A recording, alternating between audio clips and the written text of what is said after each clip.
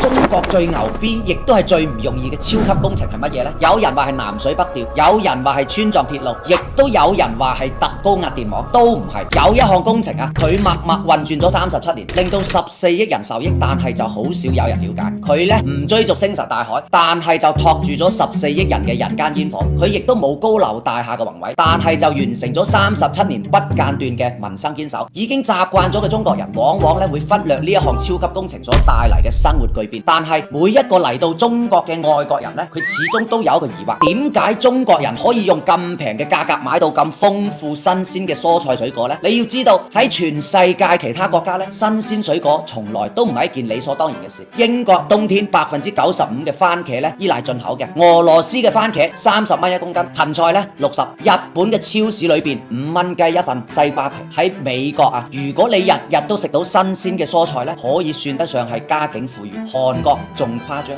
一棵白菜甚至賣到80蚊人民幣。韓國人去到上海嗰度旅遊，發現海底撈嘅配料區咧堪比係韓國嘅國宴。再嚟睇翻我哋國家，簡直就係異類。攞住100蚊行入去菜市場嗰度，你可以拎走一斤豬肉、一條排骨、一條魚、一排雞蛋、一袋生果，再加埋一大捆你中意食嘅蔬菜。點解全世界發達國家同中國喺呢一件事情上邊嘅差距會如此咁大呢？因為呢一個背後藏住一個被嚴重低估嘅，只有喺中國先至能夠流暢運轉嘅超級工程——菜籃工程。今日我哋之所以能夠實現水果嘅蔬菜自由，都係因為呢一項偉大嘅惠民事業。好多人可能想象唔到啊，就喺40年前，中國人冬天嘅餐台同而家呢完全係兩個世界。當時啊，中國絕大多數地方餐台嘅蔬菜都係老三樣：薯仔、白菜同埋蘿蔔。每一年嘅秋天呢，家家戶戶就好似打仗一樣，排住隊搶白菜，一團呢就係幾百斤。當時啊，北京冬天嘅街上呢，冚唪唥都係運白菜嘅車隊。高峰期呢，機關單位幹部同埋解放軍戰士都要去支援賣菜。就咁樣頻發呢，白菜嘅價錢都仲要靠政府嘅補貼。可以話40年前啊，舉全國之力就係為咗令到老百姓冬天呢可以食到2啖蔬菜。呢個唔係誇張，呢一個係幾億中國人集體嘅記憶嚟嘅。而正係喺咁樣嘅大背景之下，1998年菜籃工程啟動啦。工程嘅初心都好簡單，就係要解決城市嘅副食品供應。所以喺第一階段工程呢，首次提出咗菜籃子市長負責制，要求係逐步建立起呢個集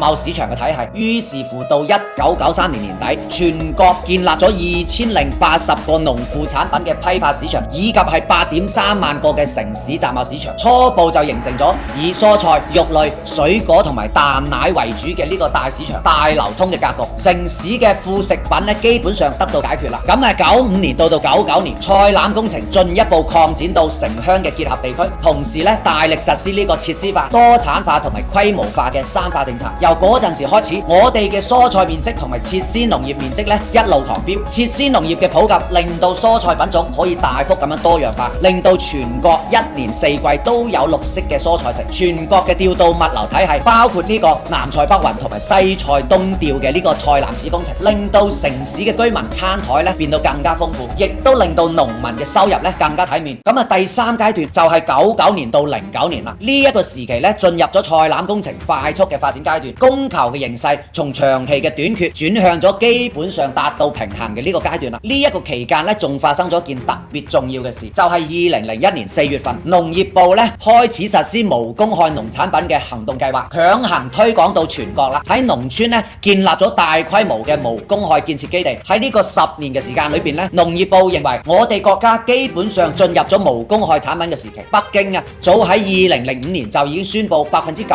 嘅肉類、蔬菜類同埋蔬果類農副產品咧無公害。自2010年到而家，菜籃子工程一路都不斷完善緊嘅。今時今日，我哋國家嘅蔬菜總量產量超過8億噸，比美國、英國、法國、俄羅斯、日本、韓國所有國家加起身都仲多。設施農業嘅規模喺全球佔比咧超過80%，每人每一日咧享有嘅蔬菜量咧超過3斤，處於世界絕對嘅第一梯隊水平。呢一個就係菜籃工程，佢唔似其他工程係肉眼可見嘅宏偉嘅，而係用咗37年嘅時間，默默咁樣解決咗由冇到有再到好嘅呢一個跨越。有人就會疑惑啦，點解呢一件事只有我哋中國能夠做到呢？嗰啲發達國家錢比我哋多，技術又唔比我哋差，點解實現唔到呢個蔬菜自由呢？答案就係制度嘅根本差異。西方國家嘅農產品供應鏈呢，係被資本主導嘅，運轉嘅核心邏輯係利潤最大化。佢哋關心嘅係賺唔賺錢，而唔係老百姓食唔食得起菜。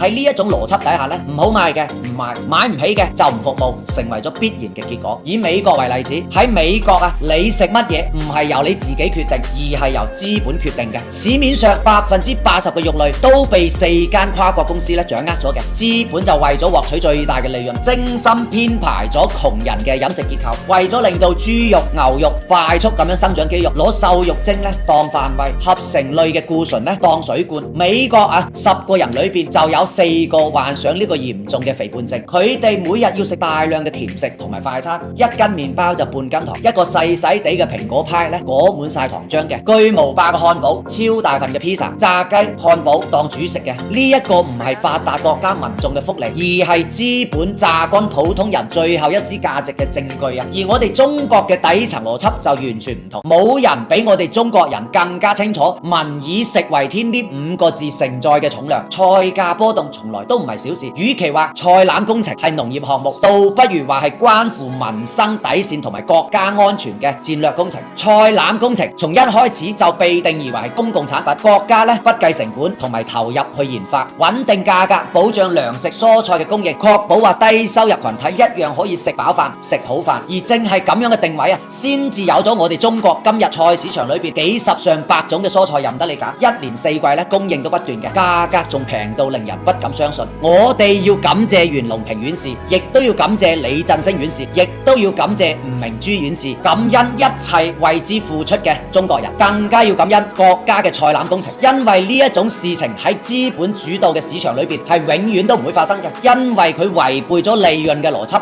蔬菜水果嘅自由呢個睇起身好普通嘅日常，背後嘅意義啊，絕對唔低於各種嘅前沿科技創造嘅成就。呢一個係中國制度優勢轉化為民生福祉嘅最真實嘅樣本，更加係我哋國家俾到人民帶嚟嘅最大嘅底氣。